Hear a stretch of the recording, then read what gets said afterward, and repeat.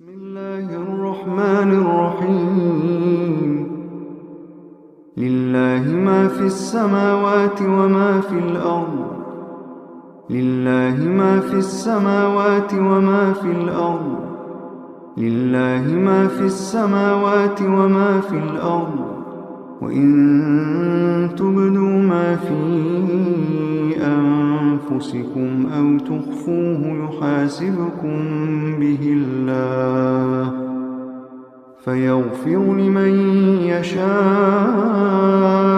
ويعذب من يشاء فيغفر لمن يشاء ويعذب من يشاء والله على كل شيء قدير والله على كل شيء قدير.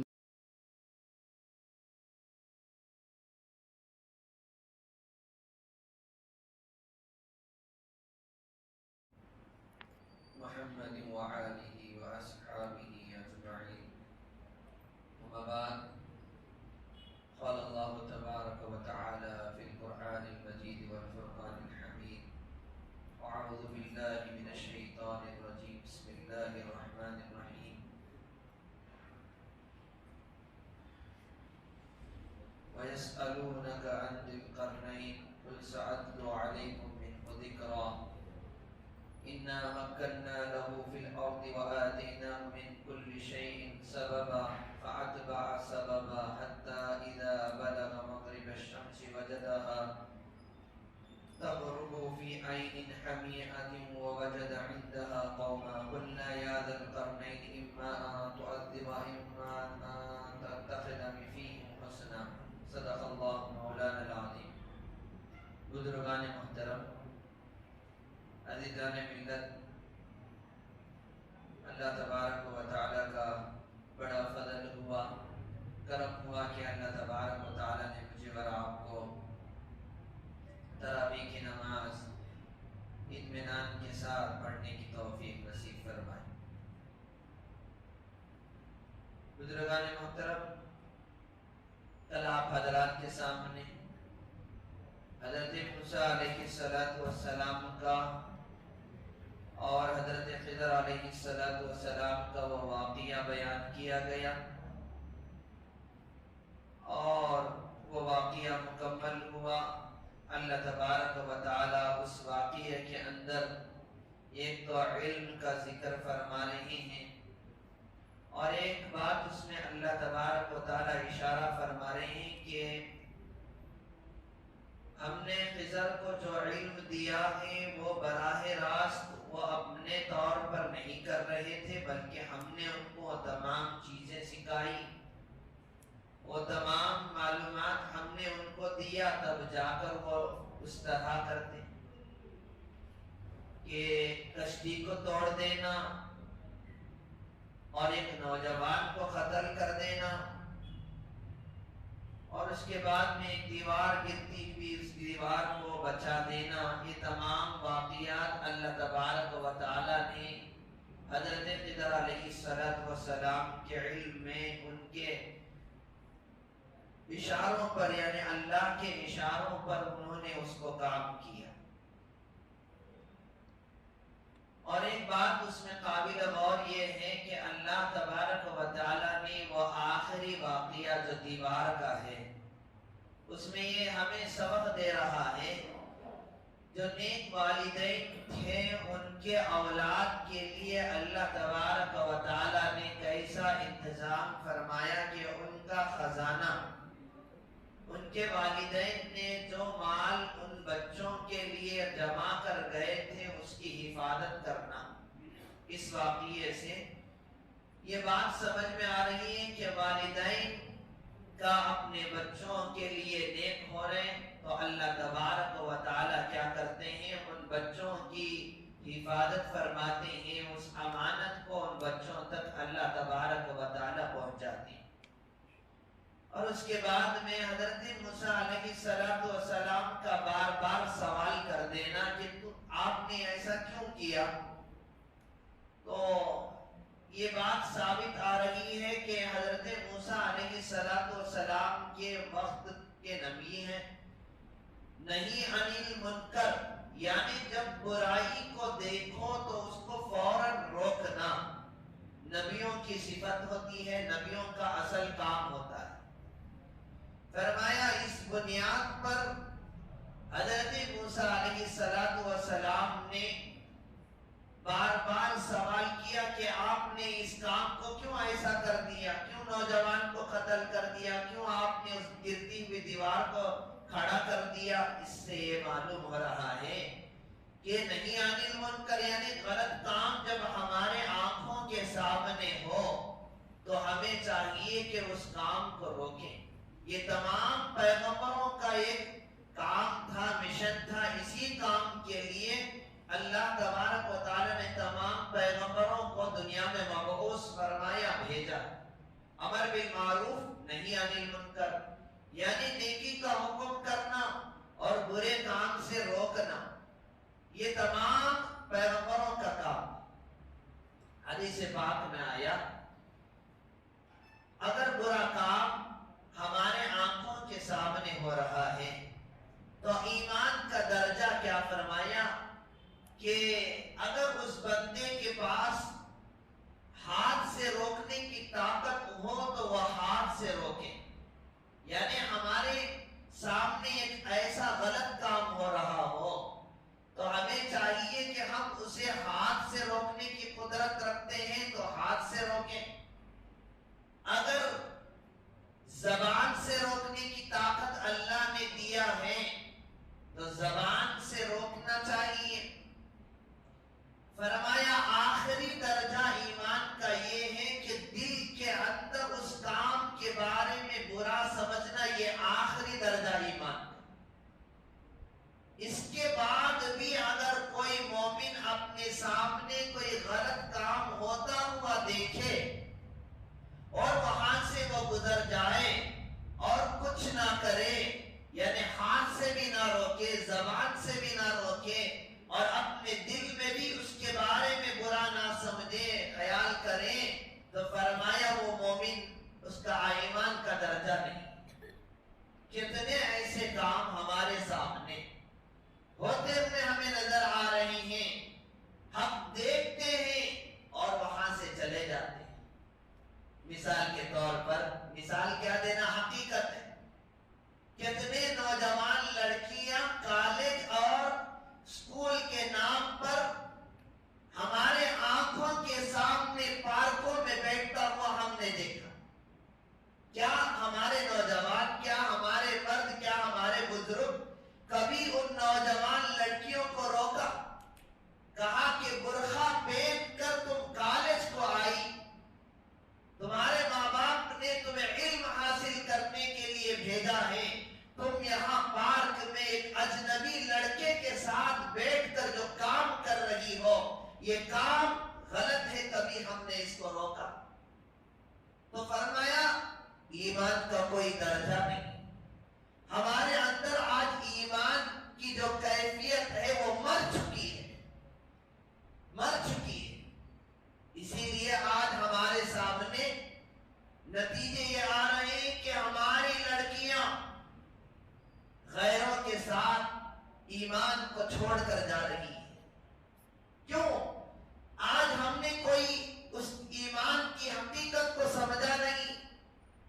ہم سمجھ رہے کہ میری لڑکی گھر میں ٹھیک ہے، معلوم نہیں کس کی لڑکی ہے، لیکن امت کی تو بیٹی ہے، امت کی تو بہن ہے، کسی کی تو لڑکی ہے، برقع پہن کے آئی، ایمان والی تو ہے. کیا ہمارا ایمان آج اتنا مر گیا؟ کیا ہمارے اندر غیرت مر چکی ہے کہ آج ہم یہ کہتے ہوئے گزر جا رہے ہیں کہ معلوم نہیں کس کی فلانے کی لڑکی؟ اگر ایسا ہی معاملہ چلتا رہا وہ دن دور نہیں جب ہماری بچیاں، ہماری لڑکیاں، ہماری بیٹیاں، ہمارے گھر کی عورتیں اس کام میں ملوث ہوگی. یہ آگ تیزی کے ساتھ پورے معاشرے کو کھا جا رہا ہے. پورے معاشرے کے اندر یہ وبا پھیلتی جا رہی ہے. ذمہ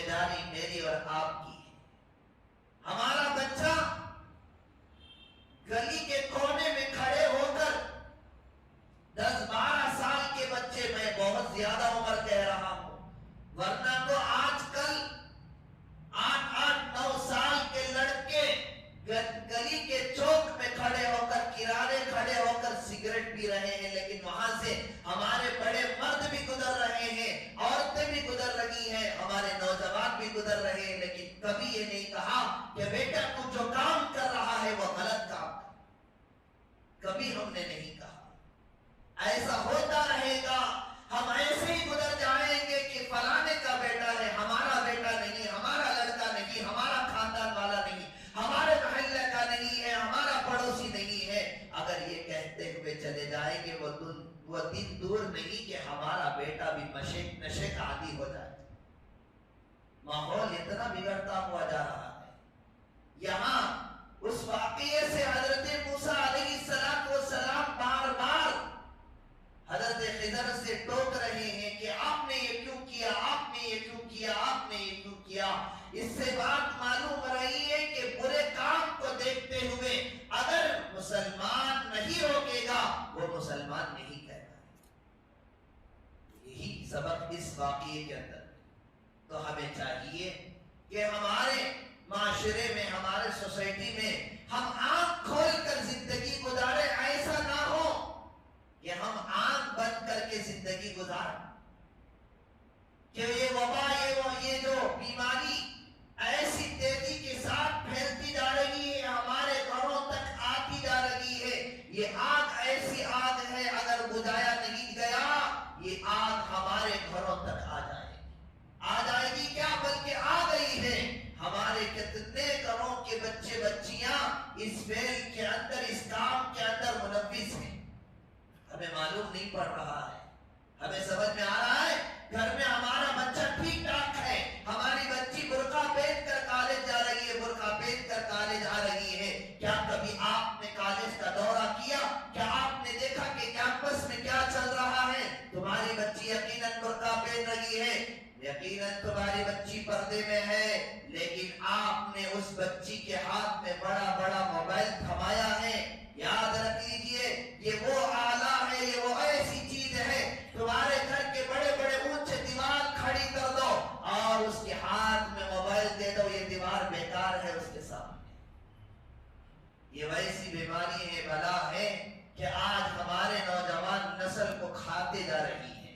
اس طرف ہمارے بزرگ بھی، ہمارے بڑے بھی، ہمارے نوجوانوں کو بھی، ہمارے عورتوں کو بھی غور کرنے کی ضرورت ہے کہ ہمارے معاشرے کے بچوں کو ہم صحیح تعلیم دیں۔ تو بہرحال میں آگے بات جو آپ حضرات کے سامنے آج عرض کرنا تھا یہ کہ ذوالقرنین کون تھے، یہ سوال اللہ کے رسول صلی اللہ علیہ وسلم سے کیا۔ تاریخ کی کتابوں میں اور قرآن کے مفسرین تفسیر کرنے والے یہ بیان کہتے ہیں کہ ذوالقرنین ایک بہت زبردست طاقتور بادشاہ تھے۔ بعض مفسرین کہتے ہیں کہ نبی بھی ہو سکتے ہیں، لیکن بعضوں نے کہا نبی نہیں، یہ وقت کے بادشاہ تھے۔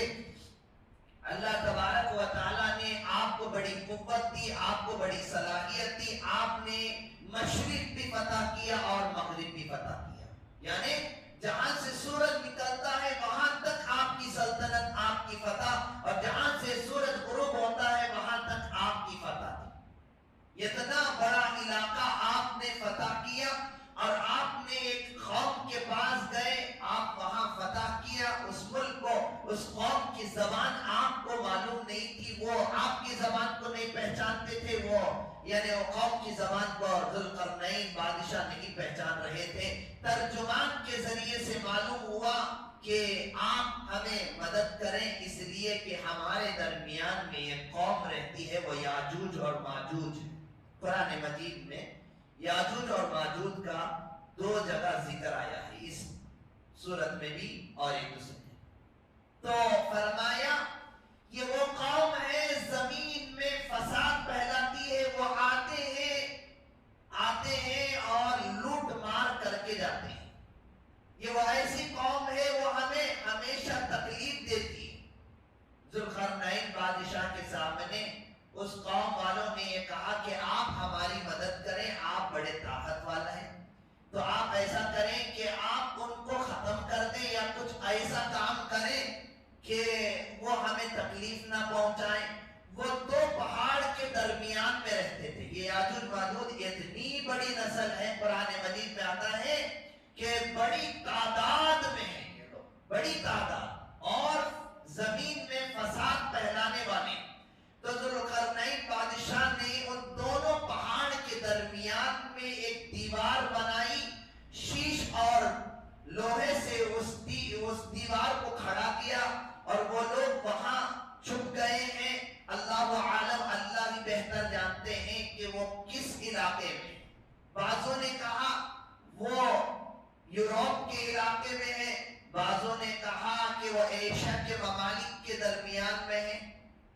اللہ بھی بہتر جانتے ہیں. لیکن آج تک آپ کا گوگل میپ بھی خاسر ہے بتانے سے کہ آج تک یہ قوم کہاں ہے، کسی کو معلوم نہیں پڑا. اور وہ روزانہ اس دیوار کو چاٹتے ہیں، روزانہ وہ دیوار کو چاٹتے ہیں.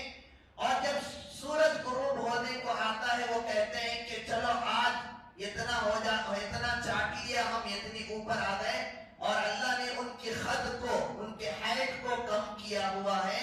تو وہ کہتے ہیں کہ کل باقی کا کر لیں گے، چلے گئے. اور روزانہ دوسرے دن آتے ہیں، وہ دیوار جیسی تھی ویسی کی ویسی ہو جاتی ہے. فرمایا قیامت کے قریب، قرب قیامت کے قریب یہ لوگ یہ فرمائیں گے کہ اللہ چاہے گا تو، یہ مسلمان نہیں ہے لیکن کہیں گے کہ اللہ چاہے گا تو ہم کل اس کو مکمل کر لیں گے. تب جا کر وہ لوگ اس دیوار پوری مکمل کر کے باہر آئیں. یعنی حضرت عیسیٰ علیہ السلام کا زمانہ ہوگا. اس زمانے میں وہ کیا کریں گے، اتنی تعداد میں آئیں گے، اتنی تعداد میں آئیں گے، بعضکم بعض، فرمایا ایک کے اندر ایک ہو جائیں گے، اتنی بڑی تعداد ہوگی. بعض حضرات نے یہ بیان فرمایا کہ ان کی تعداد ان گنت ہے، اور یہ لوگ ہو سکتے ہیں جو ہمارے ایشیا ممالک کے اندر چائنا کی جو نسل ہے، یہ جاپان کی نسل ہے، کوریا کی نسل ہے، یہ لوگ ہو سکتے ہیں. یہ بھی ایک دیوار کے پیچھے ہیں. اور اکثر نوجوان سوال کرتے ہیں اور یوٹیوب میں دیکھ لیتے ہیں، گوگل میں سرچ کرتے ہیں، وہ دیوار وال آف دا چائنا، گریٹ وال آف دا چائنا کہتے ہیں. اصل میں اس کی کوئی حقیقت نہیں. اللہ بہتر جانتے ہیں. ذوالقرنین بادشاہ نے وہ دیوار کہاں کھڑی کی ہے آج تک کوئی نہیں پہچان سکا ہے، اور یہ نہیں پہچان سکا کہ وہ قوم کہاں ہے. لیکن بہرحال قیامت سے پہلے حضرت عیسیٰ علیہ السلام کا زمانہ ہوگا.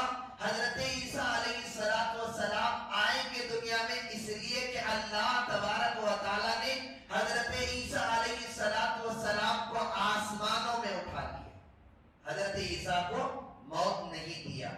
جو دنیا میں آتا ہے اللہ تبارک و تعالیٰ اسے موت دیتے ہیں. دنیا میں آنے کا مطلب اسے ختم ہونا ہے. حضرت عیسیٰ کو موت نہیں آئی، اللہ تبارک و تعالیٰ نے ان کو آسمانوں میں اٹھا لیا. تو اب دوبارہ وہ آنا ہے، کس کام کے لیے آنا ہے اللہ نے وہ بھی طے کر دیا. دجال کو مارنے کے لیے آئیں گے.